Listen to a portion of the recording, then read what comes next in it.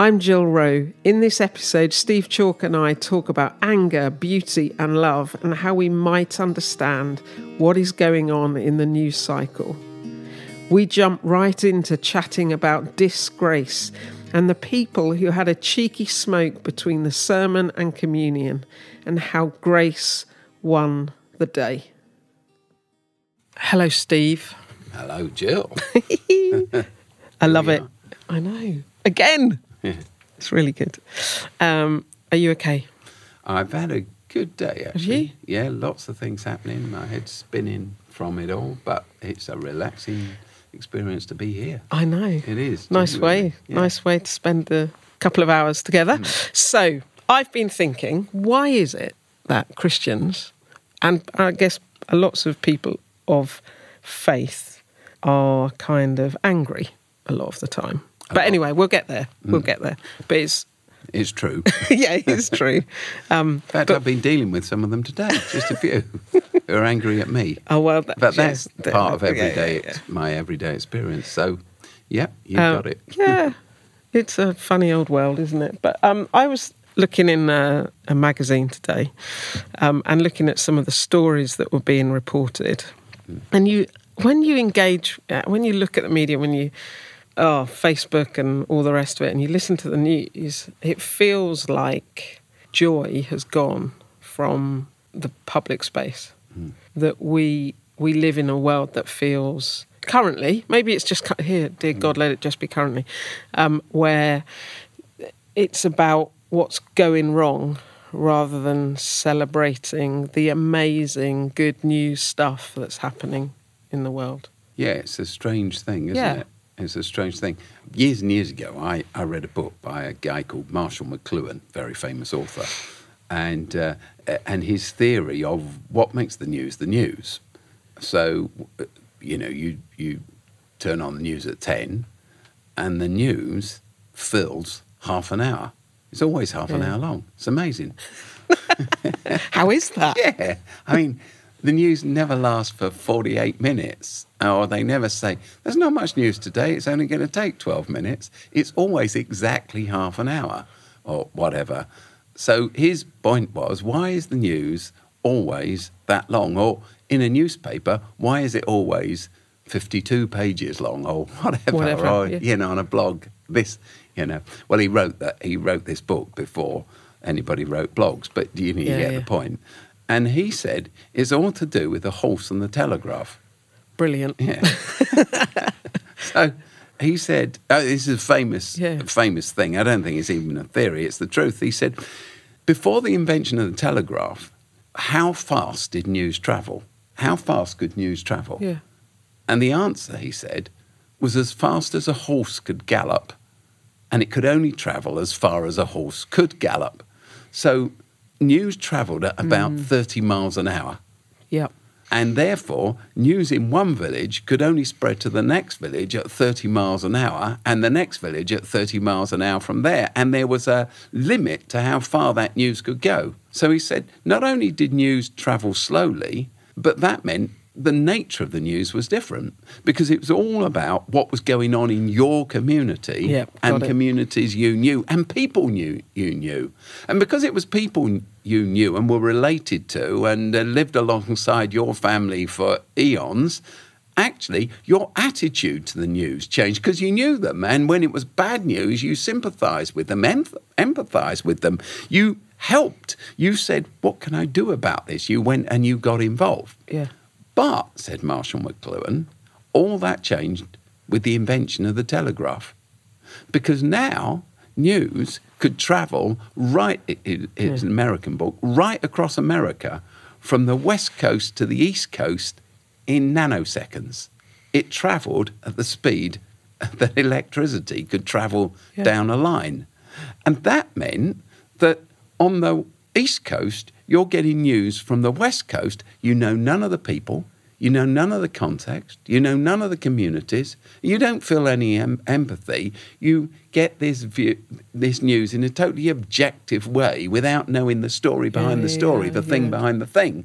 And that changes the nature of the news as well. Because instead of hearing the little stories about Harry's crop failing, Yeah. or a bumper crop, or twins being born to a family down the street. Now the news is all big stuff that's made it all the way across America and now, of course, across the world in seconds. Yeah.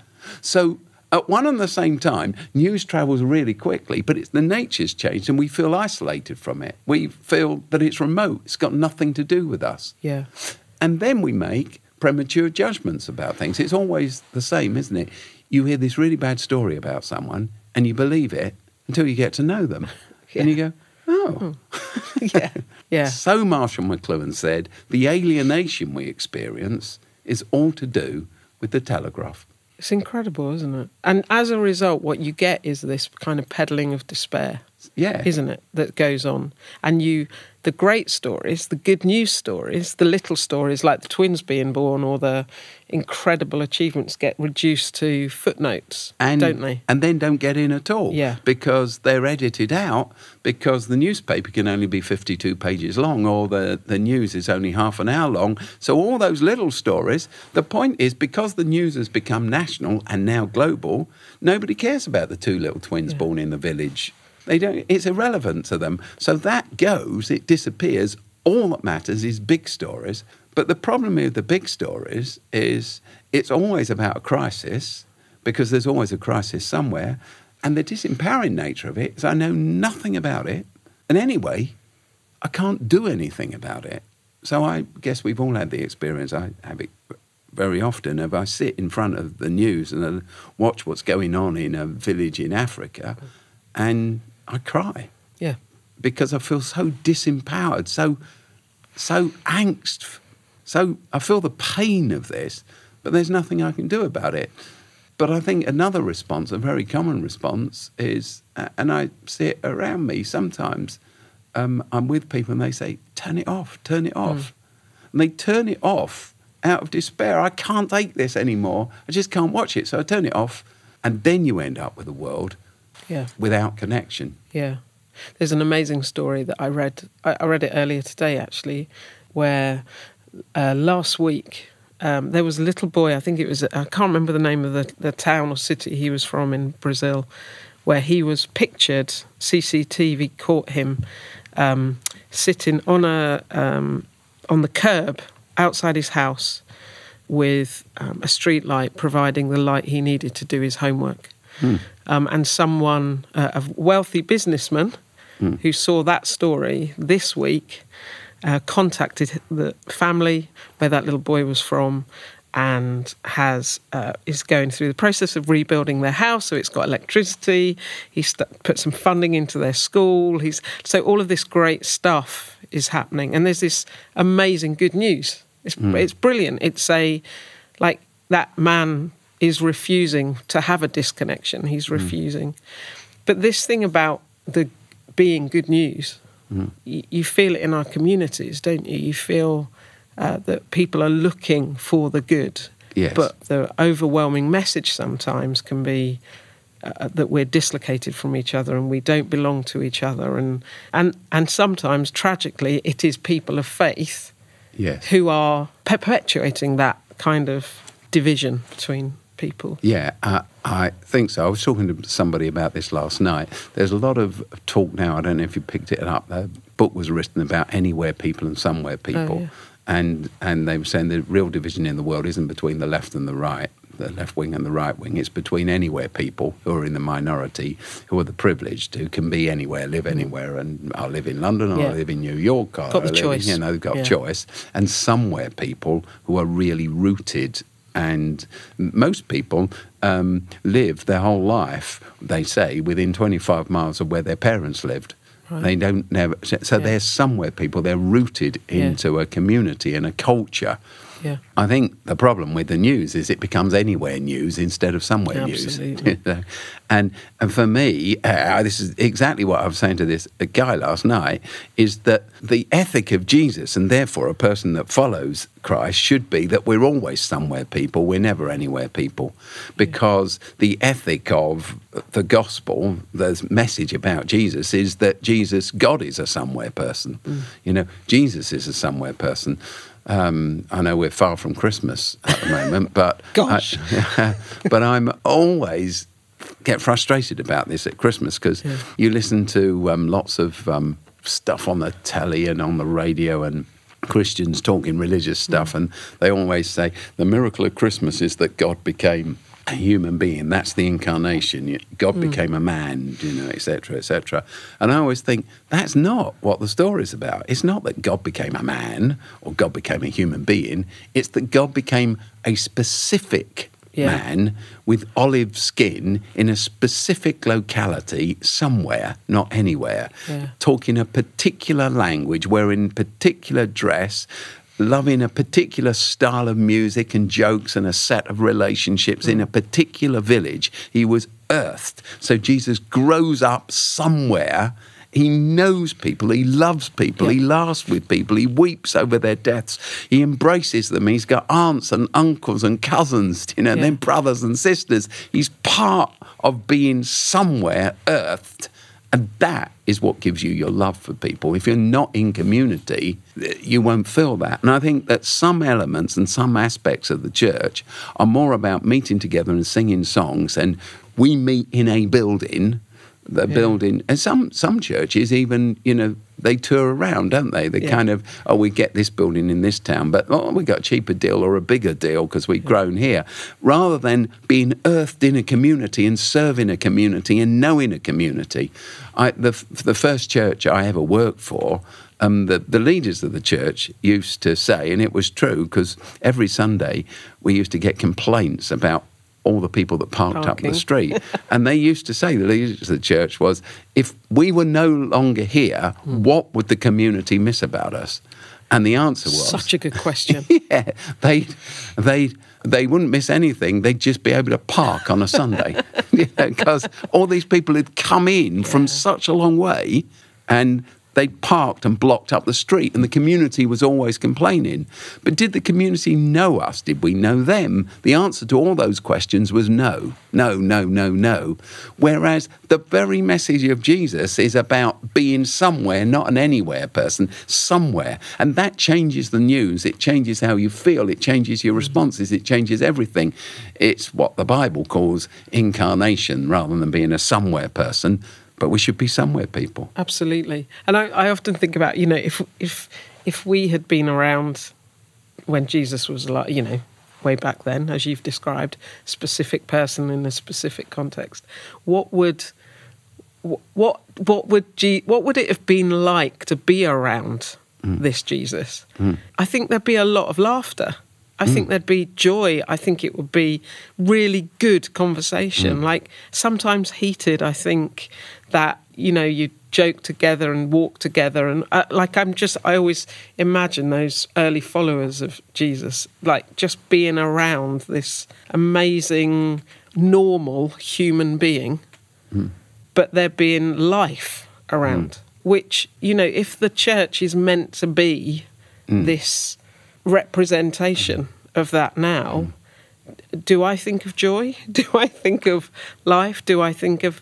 Often it isn't that. It's judgment. It's not that way. Story about me, actually, is that I grew up in a church that wasn't particularly earthed in its community at all, but it believed this gospel, and it believed that everybody who didn't come was a sinner. You back to this bad news thing. Did it have one of those signs outside? We had various signs. The wages of sin is... Oh, yeah, no, we had that sometimes. Yeah, we had the wages of sin is death. I always think that's a really chirpy sign. Yeah, no, it's great. Some good news in your day when you're on the bus. The wages of sin is death. Cheers. Yeah. Oh, yeah, we had various signs like that, and most of them utterly incomprehensible. At least that one is comprehensible. It's just that it's very bad news for everyone. But anyway, it was a church like that, it's sad to say. And we saw everybody who didn't come as a sinner, and that's why they didn't come, because they were sinner. If they were like us, they'd show up. You know? Yeah. And people who did once come and didn't come anymore as backslidden. Oh, wow. Yeah. Right. Do you remember that term? I remember that phrase. They were all they're backsliding. backsliding. Yeah. And then there was another term that we used to use, that because there's a phrase in a talk that Stephen gives in the Acts of the Apostles, who's becomes the first martyr. He's stoned because not stoned as in. I was just going to say, wow. Well, there you go. Has huge rocks thrown at him. Not quite stoned. No. Yeah. I mean, really stoned badly, as in slaughtered. Dead. Yeah. And he's been speaking, and in some translations of the Bible, what he says, he says to the people who are ganging up on him, "You're stiff-necked people." He said, Oh, yeah. Do you know that phrase? Yeah. And so in my church, they used to say they're sinners, that if they once belong but they don't belong anymore, it's because they're backslidden. But if these sinners who never came, they were just stiff-necked. Stiff-necked people rude. Or backsliders. So it's a pretty pessimistic view of the whole of the human race, isn't it? Kind of thing. Yeah. And I didn't know the word pessimistic then, I don't suppose. But as a kid, I used to think that. I honestly used to sit there and think, this is pretty miserable, basically. Yeah. We don't like anyone, and they clearly don't like us, which is why they don't come. Absolutely. Yeah, but we never saw it that way as a church. They didn't come because they were stiff-necked. Yeah. We're right, they're wrong. Yeah. The thing is, I was telling you this story. So in the end, I was very fortunate because years and years later, I got this job at being on TV. I remember being a presenter of the TV in the 1990s, the last millennium, the last century. Anyway. And you had dark hair on. Yeah. And the funny thing was, my Christian leaders... Christian leaders of my denomination told me, well, one of them, the leader of the denomination, wrote to me. I wish I'd kept the letter, but he wrote to me warning me about getting involved with these adulterous people who were stiff-necked, of course. Yeah. These adulterous people, and that it would make me backslide. So they were stiff-necked. I'd backslide because I was involved with all these terrible people, the kind of people who inhabit television stations. And be careful. I've heard that. Be careful all these women. And, especially, And anyway, the funny thing was, after working for ITV for about a year, perhaps a bit more, I sat with one of the female presenters one day. I was just, and she said to me, so over this time, I guess I chilled out. And she said to me, "Steve, you're so much nicer than you used to be." She said, "When you first came here, you were really difficult and everything." Yeah. And I realised that I'd put up lots of defences because I'd come from this place where I thought these people were really, really bad news. Yeah, but actually, I learned through my relationships with them that still continue to this day, all these years later, 30 years. They're wonderful, lovely, beautiful people. And I have another friend who sadly has died now. He was the floor manager for ITV, and his name was Billy. And Billy one day he said to me, because everybody knew I was a Christian, and he was telling me about his problems, his issues, and he said, "And Steve, whatever you say, don't tell me that the answer is to go to church."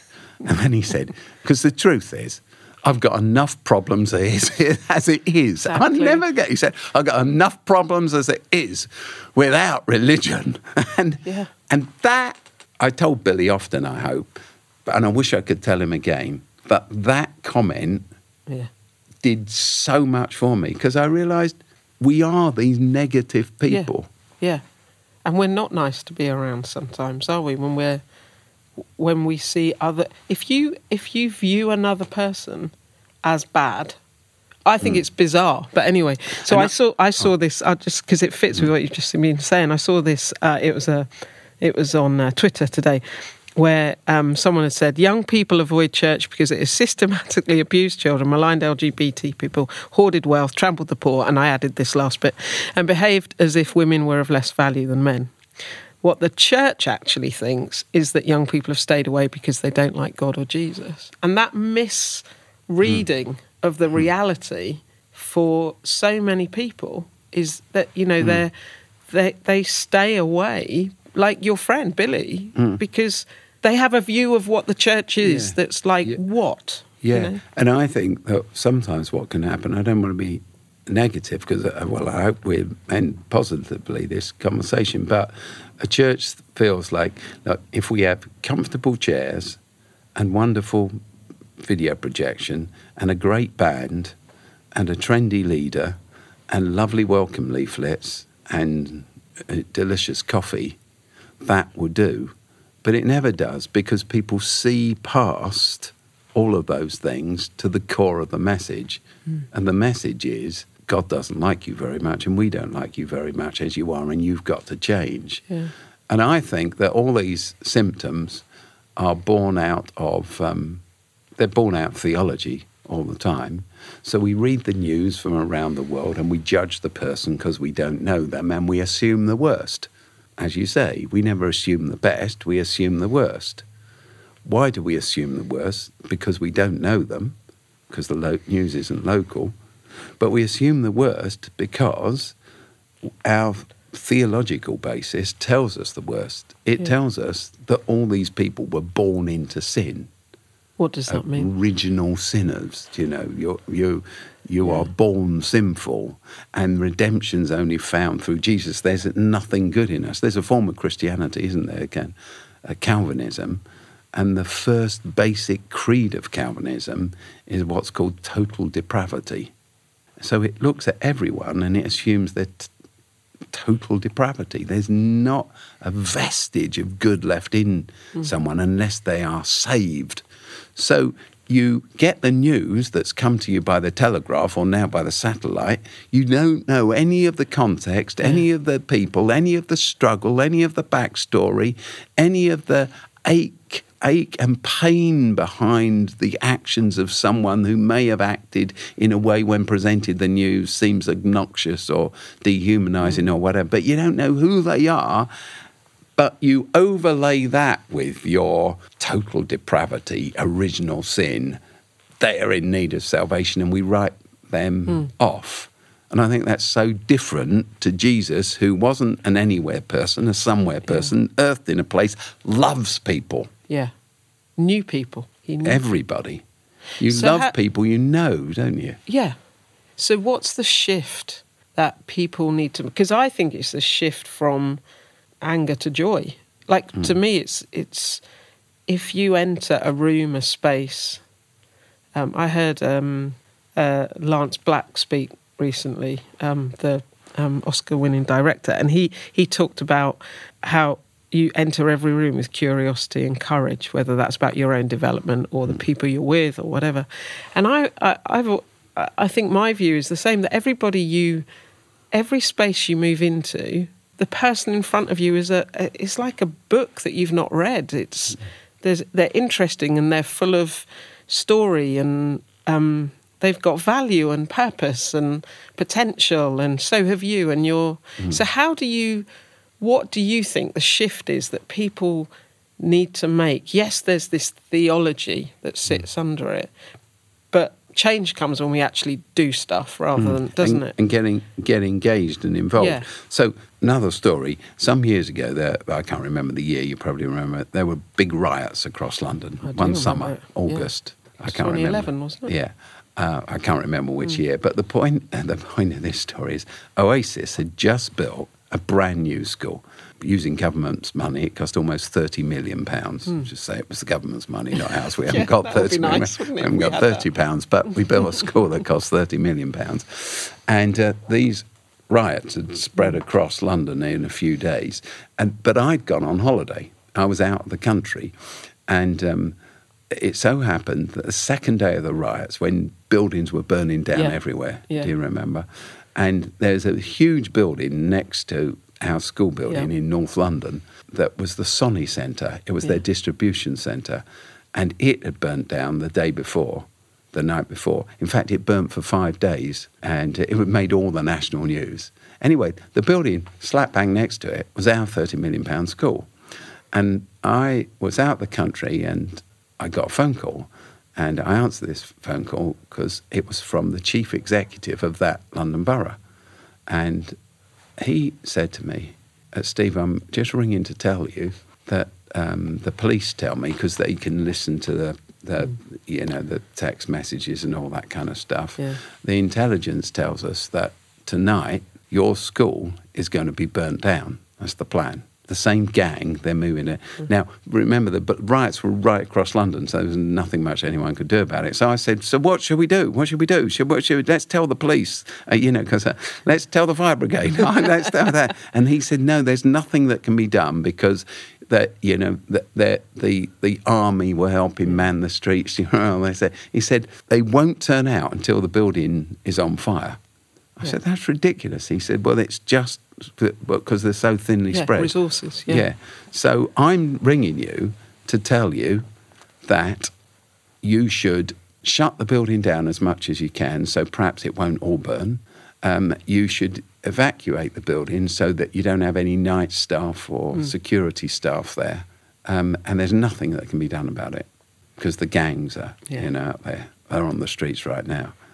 So I sat there in this little hotel room and I thought, what on earth am I going to do? This is ridiculous. And then, so I did two things. I ran a guy called Mark who works for us, who's in charge of insurances. And I said, Mark, is there any chance you can up the insurance on this building? I tried that route, which he couldn't do. I realised we couldn't remove the security staff because if we remove the security staff, then every insurance would be invalid. But we had to protect the security staff. So I rang our youth worker there in that community. Her name was Kat. She doesn't work there anymore. And I told Kat this story. I said, the building's going to burn down. So she lived there. She could see Sonny building still burning. I said, the building's going to burn down and the police aren't coming and the fire brigade aren't coming and nothing can be done.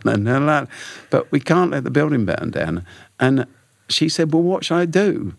I said, I don't know, Kat, but you know everyone. It's up to you. You got to think of something. This was about 4 o'clock, 5 o'clock. It's going to happen after it got dark. Anyway, Kat baked some cakes, lots of cakes, with some kids in the youth group that she ran. And they went to the building and they sat round the building that night. There's some seating outside. And they gave away cakes. And the gangs came and they gave them cakes and they sat down and they talked to them because they knew most of them. And the building never burnt. And central government saved £30 million. And it was to do with you don't do bad stuff to people you know. Exactly. Does that make sense? Who you're in relationship with, who is a somewhere person, who's earthed in your community. And Kat didn't feel bad. She knew these kids. Yeah. She knew the gang who'd burnt the centre down. But she loved them and she knew their backstories and she knew their pain and their poverty and their deprivation, etc., etc., etc. And I suppose some people listening to this will go, but they're evil. But actually, I don't believe in original sin. I believe in original goodness. And I think that's what the Bible teaches. We're made in the image of God. We're good, but we get broken. We got wounds inside. You know, if I break my arm, you can see I've broken my arm and you come and sympathise with me and you heal it. But if my soul is broken, my spirit is broken, my brain is broken because of the pain that's been inflicted on me, no one sees that. And these are wounds that don't heal. But all those kids loved Kat and she loved them and the building didn't burn because she believed good news about them. And that was a few years ago, and it's amazing what some of them have gone on to do, actually. So the shift is to go from anger to joy, is to become the kind of people who choose to be in relationship with others and to be known. Yeah. And know. Yeah, and go back to what you said about LGBT people and that, that quote about the church is bad to LGBT. Maligned LGBT people, hoarded wealth, trampled the poor. Yeah, well, you can imagine that. I've told you a bit about the church I grew up in. Yeah. Prepare to meet your doom and all of that. The wages of sin is death. Yeah. You can imagine they weren't particularly friendly towards any gay people. And therefore, didn't know any gay people. And therefore could malign gay people and write gay people off and judge gay people. And, of course, I was part of that because I didn't know any gay people and I believed the story I was told. And it was self-evident that no gay people came to our church. Therefore, they were stiff-necked, and backslidden and whatever else. And the funny thing about me, well, it's not funny, is what happened was, much later in life, actually through TV, through being in TV, I met a whole group of gay people who were in the arts, and I realised I really loved them. I really loved them because I knew them. And they were good people. And much better dressed than me. They knew about stuff. And they became my friends. I mean, they became my friends. Absolutely. Who I loved. And you can't despise someone who you know. So suddenly that angry narrative just doesn't work and then anymore. I began to see that my angry narrative theology... original sin, all these people are dreadful. It just wasn't true. Do you know? No. So I either had to say, I don't believe the Bible anymore, or, well, these people don't fit my Bible theory. Yeah. And so that drove me back, I hope, to a deeper, more serious reading of, in this case, the Genesis story, et cetera, et cetera. And I began to dig into the fact that actually Jesus' anger was only ever saved for religious leaders that judged other people. It's an extraordinary thing. You read the Gospels. Jesus was only ever angry with the Pharisees and the scribes and the people who poured judgment out on others. For everyone else, the sinners, as the religious leaders called them, the ordinary people, the nobodies, Jesus' whole story is consumed with passion and acceptance. He was always hanging around with the wrong people, drinking with the wrong people, eating with the wrong people, associating with the wrong people. And he's never angry with them.